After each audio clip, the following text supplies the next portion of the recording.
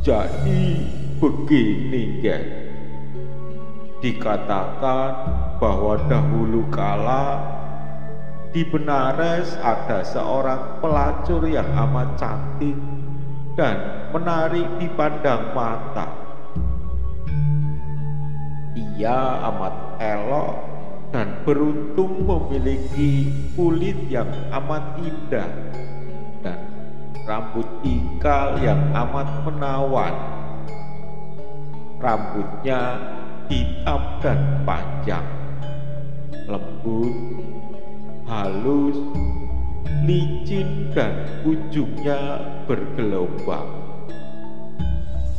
Apabila dilepas dari gulungannya, rambutnya terurai sampai ke pinggang.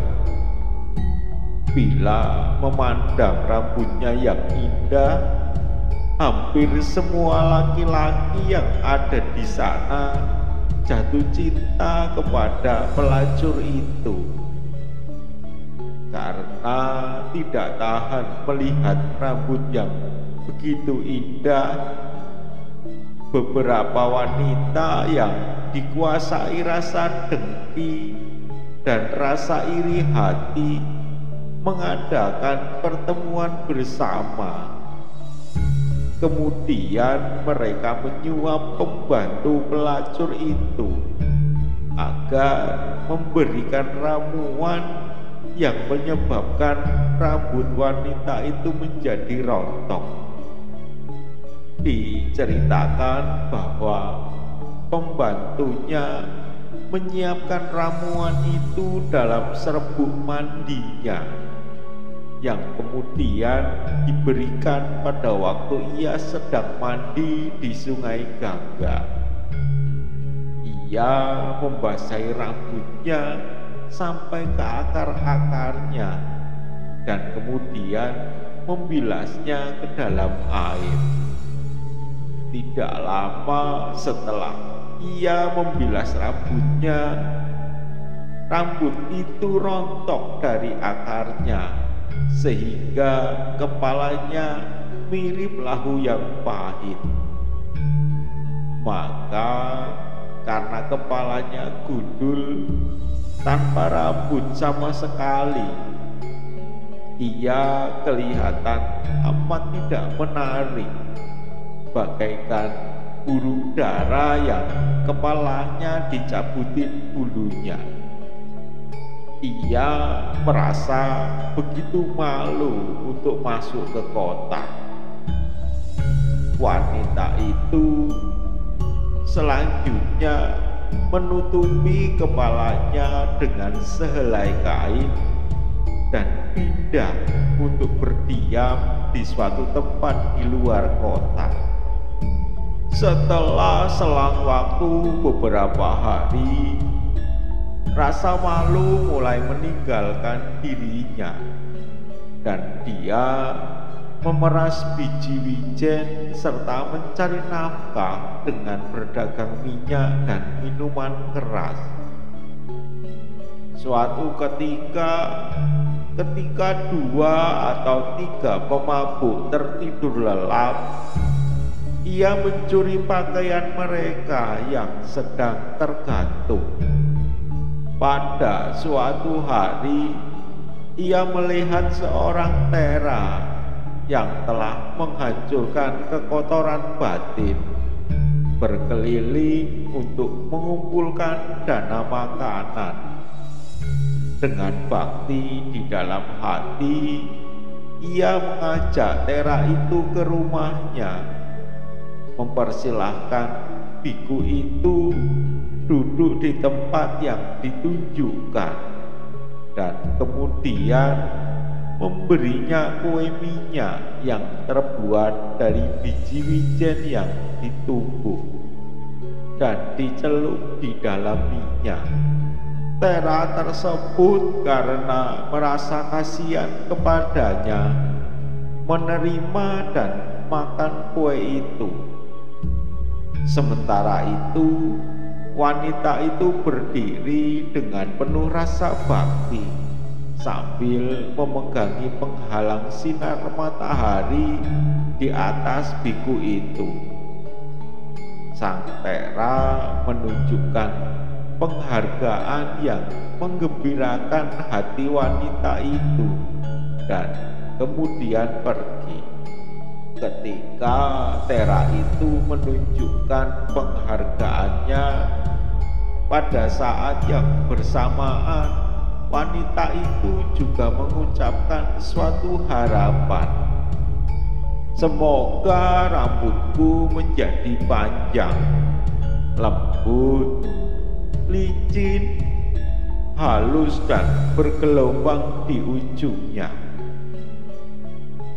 Pada waktunya kemudian ia meninggal, dan sebagai akibat dari perbuatan-perbuatan yang baik dan buruk, ia lahir kembali sendirian di sebuah istana keemasan di tengah laut. Rambutnya persis seperti yang ia inginkan, tetapi ia telanjang karena telah mencuri pakaian-pakaian para pria. Berkali-kali ia muncul di istana keemasan itu dalam keadaan telanjang dan melewatkan satu masa jeda Buddha di sana. Kemudian ketika Buddha Gotama muncul di dunia dan telah memutar roda Dhamma yang agung dan akhirnya tinggal di Sawati, sebanyak 100 pedagang yang merupakan penghuni Sawati pergi dengan kapal mengarungi lautan yang luas menuju ke Swana Bumi. Kapal yang mereka tumpangi terombang-ambing karena dihempas oleh angin yang begitu keras dan hanyut ke sana kemari, sampai akhirnya tiba di tempat setan wanita itu berada. Maka setan wanita itu mengungkapkan diri dan istananya kepada para pedagang. Ketika ada pedagang senior yang melihat setan wanita itu, ia mengucapkan syair untuk bertanya, "Siapakah kamu yang tetap berada di dalam istanamu dan tidak keluar? Wahai sahabat, keluarlah, biarlah kami melihat kamu berdiri di luar." Setan wanita itu kemudian mengucapkan syair yang menjelaskan mengapa ia tidak mampu untuk keluar dari istananya. "Karena telanjang, aku terlalu sedih dan malu untuk keluar. Aku tertutup hanya oleh rambutku. Hanya sedikit perbuatan baik yang telah kulakukan." Mendengar yang disampaikan oleh setan wanita itu, kemudian pedagang dari Sawati karena ingin memberikan bajunya mengucapkan syair sebagai berikut, "Wahai sahabat, kemarilah, aku akan memberi kamu bajuku. Pakailah baju ini. Setelah kamu memakai baju ini, lalu keluarlah, wahai gadis cantik. Keluarlah, biarlah kami melihat kamu berdiri di luar.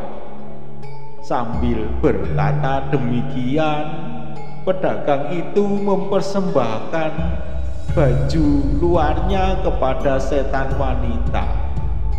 Akan tetapi setan wanita itu mengucapkan 2 syair untuk menunjukkan bahwa apa yang diberikan dengan cara seperti itu tidak akan memberi dia manfaat, serta menunjukkan cara agar barang-barang yang diberikan dapat memberikan manfaat kepadanya. Apa yang diberikan oleh tanganmu ke dalam tanganku tidak ada manfaatnya bagiku. Tetapi umat awam di sini ini memiliki keyakinan dan merupakan seorang sawaka dari Buddha yang sempurna. Setelah memberikan pakaian kepada beliau, tujukanlah dana itu bagiku, maka aku akan berbahagia dan dapat memperoleh apapun yang kuinginkan. Mendengar hal yang disampaikan oleh setan wanita itu, para pedagang dari Sawati kemudian memandikan dan meminyai umat awam itu, kemudian memberinya sepasang baju luar. Mereka yang mengulang teks itu kemudian mengucapkan 3 syair untuk menjelaskan hal ini. Para pedagang itu memandikan dan meminyai dia serta memberinya pakaian-pakaian itu dan menunjukkan dana itu kepada setan wanita tersebut. Segera setelah mereka mempersembahkan, hasilnya pun menjelma. Makanan, pakaian, dan minuman yang merupakan buah dari dana ini. Maka setan wanita itu menjadi murni, terbungkus pakaian yang bersih dan segar, mengenakan pakaian yang lebih halus daripada pakaian kasih, dan meninggalkan istananya sambil tersenyum untuk menunjukkan, inilah buah dari danamu. Ketika para pedagang itu melihat sendiri buah dari perbuatan baik mereka, hati mereka amat takjub dan heran, dan mereka dipenuhi dengan rasa hormat dan penghargaan kepada umat awam itu. Mereka pun memberikan penghormatan kepadanya dengan beranjali. Umat awam itu membuat bakti mereka lebih dalam lagi lewat pembicaraan mengenai dhamma dan memantapkan mereka ke dalam peraturan dan perlindungan. Kemudian mereka bertanya kepada setan wanita itu tentang perbuatan apa yang telah dilakukan lewat syair berikut ini. Istanamu yang dicat indah, yang berkilau tampak bersinar. Oh Dewata, kami mohon beritahukanlah kepada kami perbuatan apakah yang membuahkan ini. Ketika ditanya demikian, setan wanita itu mengatakan 3 syair ini yang memberitahu mereka bahwa istana itu merupakan buah dari perbuatan baik sepele yang telah dilakukan, dan bahwa di masa depan akan ada buah perbuatan tidak baik sebagaimana terdapat di neraka. Kepada seorang biku pengembara yang lurus, aku dengan hati yang tulus memberikan kue minyak. Sebagai akibat dari perbuatan yang baik itu, untuk waktu yang lama aku bersenang-senang di dalam istana ini. Tetapi sekarang hanya tinggal sedikit. Setelah 4 bulan, kematianku akan tiba, dan aku akan jatuh ke dalam neraka yang amat kejam dan mengerikan, bersudut 4 dan dengan 4 pintu. Neraka terbagi menjadi bagian-bagian yang sama, dikelilingi oleh dinding besi dengan atap besi di atasnya. Lantainya yang menyala terbuat dari besi yang membara. Kesekeliling sejauh 100 yojana, lantai itu terbentang, selamanya berdiri.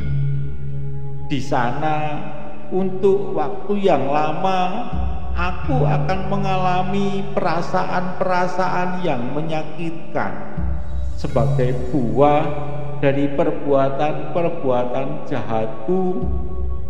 Karena alasan inilah aku merasa sangat sedih. Setelah setan wanita itu menjelaskan tentang buah dari perbuatannya serta kehidupannya di masa mendatang di alam neraka, hati umat awam itu tergugah dengan welas asih. Dan karena berpikir bahwa dia mungkin dapat menjadi sarana penopang bagi setan wanita itu, ia pun kemudian berkata, "Hanya dengan 1 pemberian saja kepadaku, oh Dewata, engkau akan dapat memiliki secara melimpah segala yang engkau inginkan dan bersatu dengan kemuliaan yang agung ini. Jika sekarang engkau memberikan hadiah kepada umat-umat awam ini dan mengingat kembali keluhuran-keluhuran dari Guru Agung Buddha, engkau akan terbebas dari keharusan muncul di neraka." Mendengar apa yang disampaikan oleh umat awam itu, setan wanita begitu gembira dan mengatakan, "Baiklah, aku akan melakukan yang terbaik." Setan wanita itu kemudian membuat semua umat awam kenyang dengan makanan dan minuman surgawi, serta memberi mereka pakaian-pakaian surgawi dan berbagai jenis permata. Kemudian setan wanita itu menyerahkan jubah surgawi khusus untuk Guru Agung Buddha dan menyampaikan penghormatan ini, "Jika kalian sampai di Sawati, tolong sampaikan hormatku kepada Guru Agung Buddha dengan pesan ini dariku." Yang mulia Bante, 1 makhluk setan wanita menghormat yang mulia Bante dengan kepalanya di kaki yang mulia. Setelah mengucapkan kata-kata itu, setan wanita itu selanjutnya membawa kapal para pedagang ke pelabuhan yang mereka inginkan pada hari itu juga. Dengan menggunakan kekuatan supranormal dan kehebatannya, dari pelabuhan itu akhirnya para pedagang sampai ke Sawati dan masuk ke hutan Jeta. Pada saat mereka bertemu Guru Agung Buddha, mereka memberikan sepasang jubah itu, dan setelah mereka menyampaikan pesan dari setan wanita itu, mereka mengajukan seluruh persoalan itu dari awalnya. Guru Agung Buddha menganggap persoalan itu sebagai munculnya kebutuhan dan mengajarkan dhamma secara rinci kepada kelompok yang berkumpul di sana. Ajaran itu bermanfaat bagi orang-orang yang berkumpul di sana. Pada hari berikutnya, para umat awam itu memberikan dana makanan melimpah kepada Sangga Bhikkhu dengan Guru Agung Buddha sebagai pimpinannya, dan kemudian menunjukkan dana ini kepada setan wanita itu. Ketika setan wanita itu jatuh dari alam setan, ia lahir spontan di istana keemasan di alam 33 dewa dengan dilengkapi berbagai permata dan dengan 1000 bidadari sebagai pengiring.